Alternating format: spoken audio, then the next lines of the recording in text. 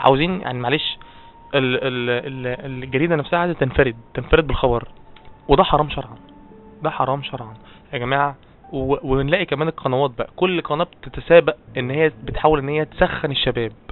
وممكن يكون فعلا موقف حصل، مش هقول لك ان هم كل الاوقات بيكذبوا، لا، في ممكن يكون موقف حصل في بلد، واحد مثلا ضرب حد ولا بتاع طب ده واحد هو كده طلع فجأة كده، يبقى البلد كلها يعني ضاعت عشان خاطر الشخص ده؟ لا، طب ما يعاقبوا الولد دوت او الشخص ده. هو الحياة والمنتهى، باب رحمتك يا ربي مفتوح للدعاء، طوق الندى هو الحياة والمنتهى، وبقدرتك يا خالق الليل والنهار تقبل دعاء قلب كل مناه رضاك، وبقدرتك يا خالق الليل والنهار تقبل دعاء قلب كل مناه رضاك، برحمتك يا ربي مفتوح للدعاء، هو الحياة والمنتهى، برحمتك يا ربي مفتوح للدعاء. لا، لكن اللي بيحصل ايه؟ تيجي القناة او ايا كان المقدم او المذيع ويقول لك لا ده بص ده حصل كذا وكذا، تقوم الدنيا بقى تولع عشان خاطر الموقف ده، ويبتدي يسخنوا الشباب بقى ويحصل مظاهرة. والطريف بقى في الموضوع بقى بيحصل ايه؟ بيحصل ان المظاهرة بتقوم فين؟ بتقوم في بلد، يعني مثلا انا مثلا بلدي مصر اتضربت مثلا الناس اللي عندها في الجزائر او في السودان ايا كان، يعني يحصل بعد كده بقى ايه؟ يحصل مظاهرة جوه بلد مصر، فطبعا تحصل خسائر. مين اللي عمل الخسائر؟ برضك المصريين. يعني هو كده بيحاول ان هو عاوز يبين ان هو متضايق وزعلان. طب ما انت خسرت بلدك، طب ما انت كده معلش يعني، ما هو ده وبيحصل كده في الجزائر، بيحصل مظاهرة ان ازاي مثلا ان الجزائر يحصل لها حق الحاجة الفلانية في السودان. طب ما انت كده بتخسر بلدك انت كمان. يا جماعة هرجع واقول ننسى بقى اللي حصل ده خالص، وملناش دعوه بيه، وما نتدخلش في الامور السياسيه دي خالص. هتيجي تقول انت بلدك ومصر وبتاع، وانا عارف معلش بقى، انا بحب بلدي اكتر من اي حد، ومعلش انا مش هقول ان انا مش متعصب ولا الكلام ده. على فكره انا وقت الماتش اساسا انا كنت متنرفز جدا ومتضايق، بس نتكلم بقى بالعقل وبالدين. احنا في الاخر كلنا مسلمين. لو واحد غلط غلطه، يعني معلش انت مثلا قاعد مع باباك ومامتك غلطت غلطه في حد، الناس كلها هتخسر العيلة كلها عشان خاطرك انت؟ ما ينفعش، ما ينفعش يا جماعة. انت بتتحاسب بقى، بيحاسبوك انت، بيحاسبوا الشخص نفسه اللي هو غلط، لكن مش بيحاسبوا البلد كلها ولا بيحاسبوا العيلة كلها عشان خاطرك انت. فعشان كده ده انا اللي انا عايز اوصله من خلال البرنامج. وانا عارف ان البرنامج ممكن يكون يعني حاسس انه في رغي شوية، بس لازم يكون كلام مفيد يا جماعة، عشان انا مريت بالموضوع دوت يا جماعة. انا والله العظيم انا مشكلة جدي علمتني حاجات انا ما كنتش متعلمها. علمتني ان في ناس قريبة ليا ما سألوش بصراحة، وناس انا ما يعني عارف انها كانت مشغولة. يعني انا بصراحة انا بحترم جدا برضك الاستاذ محمد حلمي، اللي كان بعد يومين خطوبته وفضل معايا لغاية تاني يوم، اللي هو كان تاني يوم خطوبته معايا في المستشفى، وقاعد بيلف معايا في المستشفيات. ادي اخ. يعني انا لو حصل موقف منه ان انا اخد منه موقف، معلش يبقى انا كده مش بقدره. وأستاذة شيماء الدبركي، أستاذة شيماء الدبركي هي مقدمة برنامج أمهات المؤمنين.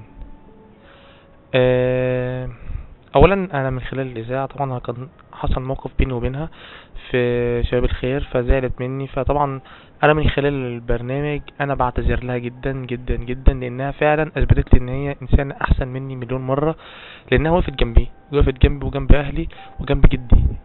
ساعدتنا في نقل دم لجدي، وفرت لنا حاجات كتير جدا طبعا ربنا بعتها لينا. وانا من خلال البرنامج فعلا انا بشكرها جدا جدا. ادي واحدة انا معلش كان في مشاكل بيني وبينها، لكن ربنا اثبت لي ان انا غلط خلاص انا مش هخجل من حاجه زي دي، وبعترف وبقول ان انا بجد يعني اسف جدا جدا يا شيماء ادي بالك.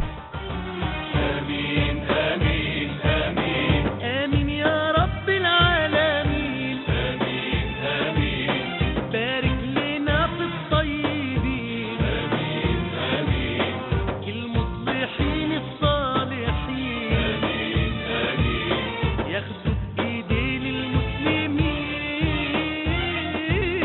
آمين آمين آمين اجعل دعانا مستجاب. آمين آمين واغمر خطى أهل الكتاب. آمين آمين تحمينا من شر العذاب. آمين آمين واحسن ختام المؤمنين.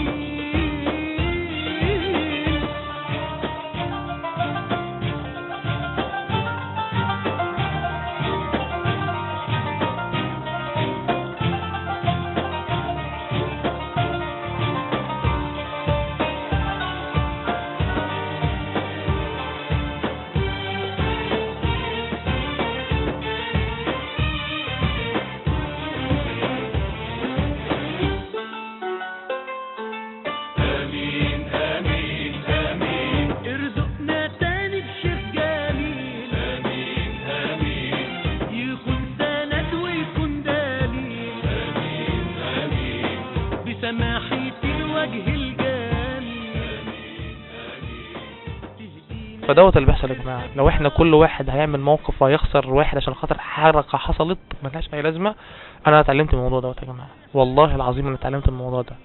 وفعلا انا يعني طب ماشي اديكي شفتوا فاطمه، استاذه فاطمه وعماد الجزائري اللي انا كنت ممكن اخد منهم موقف واقول لهم يا جماعه معلش انا في طريق وانتوا في طريق، لكن احنا ما عملناش كده. احنا متعهدين من اول يوم يعني بدانا في الاذاعه قبل بقى قصه مصر والجزائر والكلام ده خالص، احنا قلنا كلمه واحده، قلنا ايه؟